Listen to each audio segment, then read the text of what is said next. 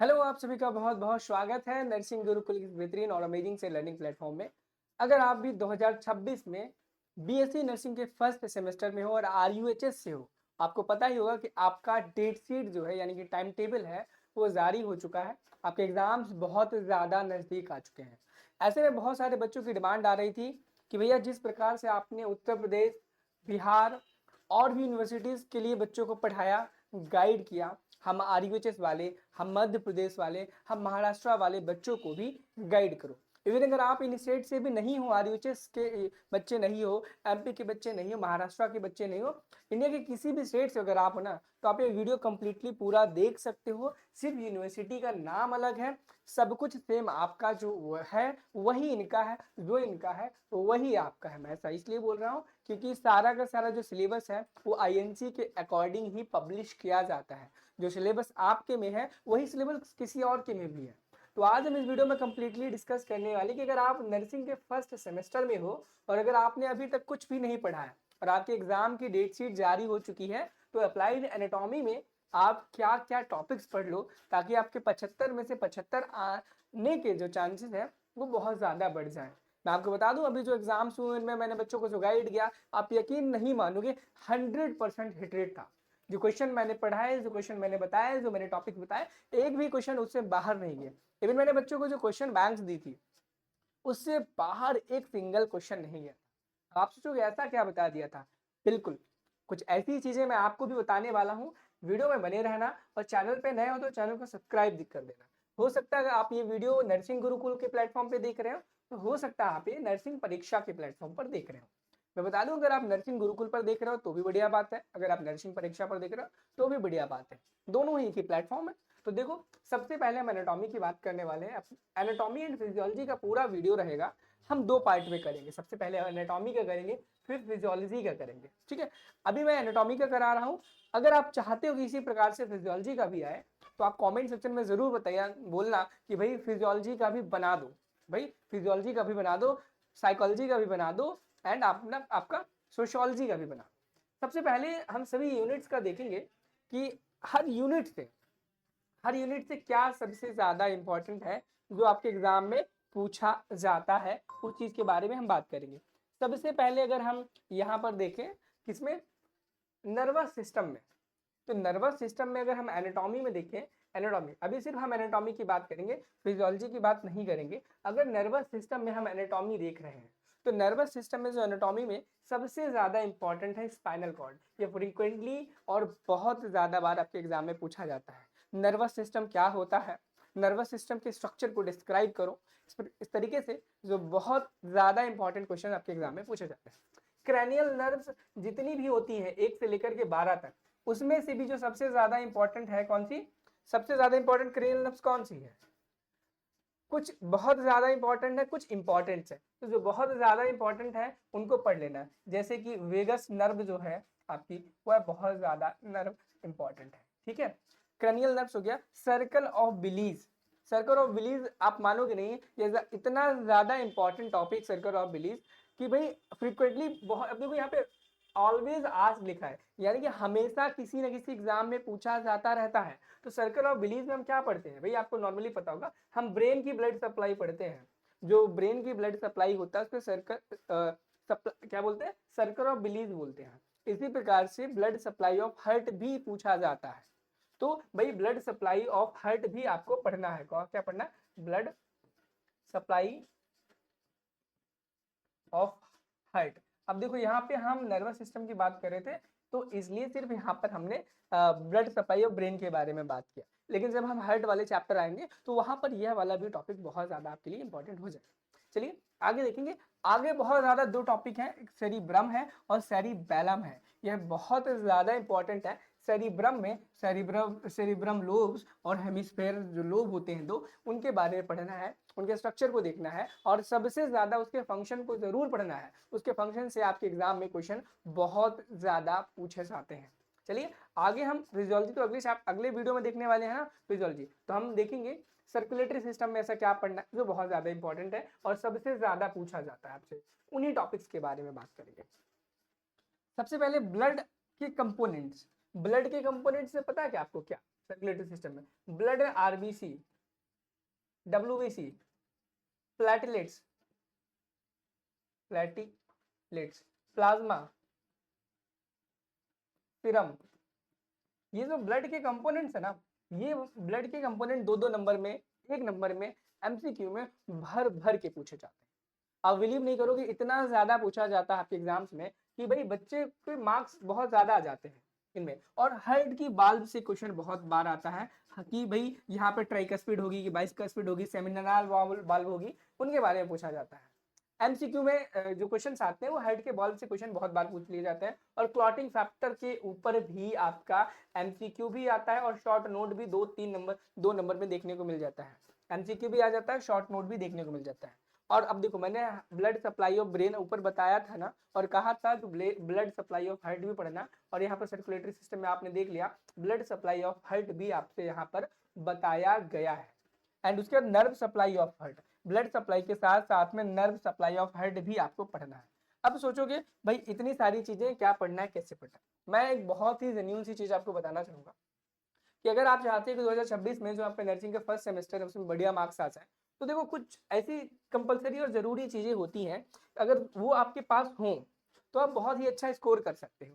क्या हो, जैसे कि आप मान लो आपके पास बहुत ही अच्छे हैंड रिटन नोट्स हैं ताकि आप अच्छे से अपना पढ़ाई कर पाओ। ठीक है, हैंड रिटन नोट्स अगर आपके पास होंगे तो आप बहुत ही अच्छे तरीके से पढ़ पाओगे। आपके पास लास्ट 10 ईयर्स के क्वेश्चन हो, डिफरेंट यूनिवर्सिटीज के जो बार बार फ्रिक्वेंटली आस्क्ड क्वेश्चन हो, अगर वह है आपके पास होंगे तो आप बहुत ही अच्छे तरीके से अंदाजा लगा पाओगे कि भाई कौन सा क्वेश्चन आपके लिए ज्यादा इंपॉर्टेंट है, कौन सा इंपॉर्टेंट कम है। उसके साथ साथ में अगर आपको प्रीवियस ईयर पेपर्स मिल जाए, ये प्रीवियस ईयर क्वेश्चंस है और ये प्रीवियस ईयर पेपर्स हैं, ये मिल जाए तो आप बहुत ज्यादा अच्छे से पढ़ पाओगे। और अगर आप 2026 के लिए आपको मॉडल पेपर्स मिल जाएंगे, भाई इन मॉडल पेपर्स को पढ़ लो कल्याण हो जाएगा आपका, तो भाई आपको मॉडल पेपर्स भी मिल जाए तो सोचो कितना अच्छा होगा। इसी को देखते हुए हमने एक 0 to हीरो बैच लॉन्च किया है, प्रॉपर वो आरयूएचएस मध्य प्रदेश और महाराष्ट्र के बच्चों के लिए। आप किसी भी यूनिवर्सिटी से हो तो भी आप ज्वाइन कर सकते हो, कोई परेशानी वाली बात नहीं। और सबसे ज्यादा बढ़िया चीज क्या है, इसमें वन शॉट वीडियो क्लासेस भी मिलने वाली है। क्या मिलने वाली है, वन शॉट वीडियो क्लासेस भी मिलने वाली इस बैच में। और इतना सारा कुछ मिलेगा मात्र, यहाँ पे आप देख सकते हो प्राइस 199 लिखा हुआ, लेकिन 199 में ना मिल करके ये सारा कुछ मिलेगा मात्र आपको 149 में। अब आप सोचोगे कि भाई ये 149 में आपको कहाँ पर मिलेगा और कैसे मिलेगा। अगर आपको ये नर्सिंग गुरुकुल का 0 to हीरो बैच ज्वाइन करना है तो आप नर्सिंग गुरुकुल के मोबाइल ऐप को ज्वाइन कर सकते हो, डाउनलोड कर लो प्ले स्टोर से। डिस्क्रिप्शन बॉक्स में आपको वीडियो मिल जाएगा, लिंक मिल जाएगा, आप वहां से भी देख सकते हो, डाउनलोड कर सकते हो। जैसे ही डाउनलोड करोगे एंट्रेंस और सेमेस्टर का आपके सामने ऑप्शन आएगा, आपको सेमेस्टर एग्जाम पर क्लिक करना है। पेड कोर्सेज में जाओगे तो आपको अगर आपको आरयूएचएस का चाहिए तो आप आरयूएचएस का ले सकते हो, एमपी का चाहिए तो आप एमपी का ले सकते हो, महाराष्ट्र का चाहिए तो आप महाराष्ट्र का ले सकते हो। ज्वाइन करके अपनी पढ़ाई को आप कंटिन्यू कर सकते हो। चलिए इतनी हमने बातें बहुत कर ली, अब हम बात करने वाले हैं किसके बारे में, अगला जो हमारी यूनिट है तीसरी यूनिट आपकी मिलेगी। सर्कुलेटरी सिस्टम हो गया, उसके बाद रेस्पिरेटरी सिस्टम, यानी कि जो आपका रेस्पिरेटरी सिस्टम है इसमें वो कौन कौन से इंपॉर्टेंट टॉपिक्स हैं जो आपके एग्जाम में आने के चांसेस बहुत ज्यादा रखते हैं। तो सबसे पहले अगर हम रेस्पिरेटरी सिस्टम की बात करें तो रेस्पिरेटरी सिस्टम में एनाटॉमी देखें तो मसल्स ऑफ रेस्पिरेशन, यानी कि सांस लेने के लिए आपकी जो मसल्स का इन्वॉल्वमेंट होता है तो कौन कौन सा होता है। सबसे पहले डायाफ्राम होता है, डायफ्राम होता है, डायफ्राम और आईसीएम इंटरकॉस्टल मसल्स होता है। ठीक है, इंटरकॉस्टल मसल्स होती हैं, ये बहुत ज्यादा इंपॉर्टेंट है। इन पे आपके शॉर्ट नोट्स एग्जाम में देखने को मिल सकते हैं, लॉन्ग और शॉर्ट दोनों प्रकार के क्वेश्चन यहाँ से पूछे जा सकते हैं, तो इसको पढ़ के जाना बहुत ज्यादा। और रेस्पिरेटरी ट्रैक्ट, ये आपसे लॉन्ग क्वेश्चन में पूछ लिया जाता है कि भाई define the structure and describe the structure of respiratory tract, तो आपको 10 नंबर में लगभग 2 से 3 पेजेस में बहुत ही अच्छी तरीके से लिखना पड़ेगा। लंग्स एंड एल्वियोलर वॉल्व्स, यानी कि लंग्स के बारे में आपको लिखना है और एल्वियोलाई की जो वॉल्स हैं उसके बारे में। तो ये क्वेश्चन थोड़ा, ये जो टॉपिक है थोड़ा सा लेस इंपॉर्टेंट है, लेकिन इससे एमसीक्यू या फिर 1 मार्क का जो शॉर्ट क्वेश्चन है वह आपसे एग्जाम में पूछा जा सकता है। ब्रोंकियोपुल्मोनरी सेगमेंट क्या होते हैं, इस टॉपिक को आपको पढ़ना है। और सबसे ज्यादा important lung volume and capacities, इससे एग्जाम में बहुत ज्यादा क्वेश्चन आते हैं। अगर हम रेस्पिरेटरी सिस्टम के बारे में पूछें तो भाई सबसे ज्यादा important lung volume and capacity है, उसके बाद muscles of respiration, respiratory tract, ये बहुत ज्यादा हॉट टॉपिक्स है जिनसे आपके एग्जाम में क्वेश्चन हमेशा पूछे जाते हैं और इस बार भी पूछे जाने के जो चांसेस हैं वो बहुत ज्यादा रहने वाली है। चलिए हम नेक्स्ट आपके यूनिट पे चलेंगे। अगला यूनिट जो आपका रहेगा स्केलेटन सिस्टम रहने वाला है। स्केलेटन सिस्टम में आपको पता ही होगा कि हम तीन चीजें पढ़ते हैं, ज्वाइंट्स पढ़ते हैं, बोन्स पढ़ते हैं, ठीक है, दो चीजें पढ़ते हैं। अब सबसे पहले अगर हम एनाटॉमी में देखेंगे ज्वाइंट्स की, तो साइनोवियल ज्वाइंट्स, ये महा इंपॉर्टेंट है, महा इंपॉर्टेंट, आपके एग्जाम में बहुत ज्यादा पूछा जाता है। साइनोवियल ज्वाइंट क्या होता है बच्चे, भाई क्या होता है इससे पीछे नहीं हटना है, बहुत ही अच्छे से पढ़ के जाना, एग्जाम में पूछा जाता है और आपसे पूछा जाएगा। And wall and socket joint भी, ये भी महा इंपॉर्टेंट में ही आता है, इसको भी पढ़ना है। हिप ज्वाइंट थोड़ा कभी कभी कम पूछा जाता है, लेकिन वॉल सॉकेट साइनोवियल ज्वाइंट भर भर के एग्जाम्स में आपसे पूछा जाता है और पूछा जाता रहेगा।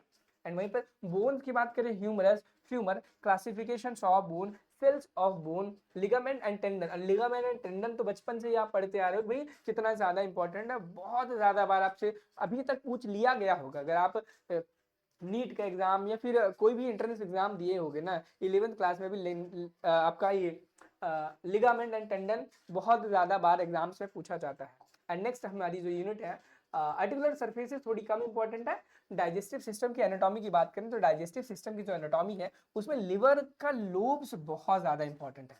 लिवर बहुत ज्यादा इंपॉर्टेंट है, आपसे डायरेक्टली एग्जाम में क्वेश्चन पूछ लेगा 10 नंबर में, describe the structure and function of liver with a well level diagram. आपसे लिवर का स्ट्रक्चर, उसके फंक्शन और उसका डायग्राम बहुत इंपॉर्टेंट, यानी कि 10 नंबर में क्वेश्चन डायरेक्टली पूछ लेगा और आप धरे के धरे रह जाओगे अगर अच्छे से आप ये पढ़ करके नहीं जाओगे।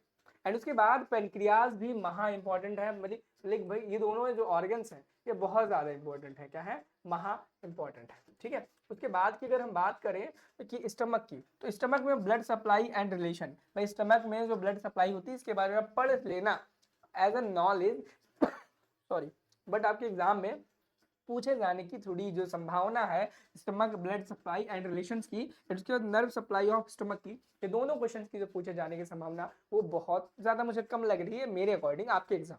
हो सकता है पूछ लिया जाए तो अलग बात है। मिजेंट्रीज, एलिमेंट्री कैनाल तो इंपॉर्टेंट है, ये जीआईटी की हिस्टोलॉजी बहुत इंपॉर्टेंट है, इसको भी देख लेना। जीआईटी की जो हिस्टोलॉजी ये बहुत ज्यादा इंपॉर्टेंट आपके एग्जाम में पूछे जाती रहती है। अगर हम रीनल सिस्टम में की बात करें कि रीनल सिस्टम में एनाटॉमी में हम क्या पढ़ के जाना चाहिए, तो किडनी, भाई किडनी के स्ट्रक्चर, इसका डायग्राम बहुत ही अच्छे से प्रैक्टिस कर लेना, एग्जाम में बहुत अच्छे से पूछा जाता है।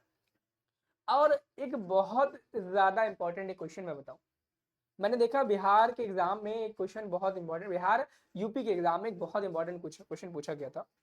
बहुत सारे बच्चे थे जो उस क्वेश्चन को कर ही नहीं पाए, उनके एग्जाम में डायरेक्टली पूछ लिया गया था, define anatomy and physiology. Anatomy में एनाटॉमी पूछ लिया, फिजियोलॉजी में फिजियोलॉजी पूछ लिया।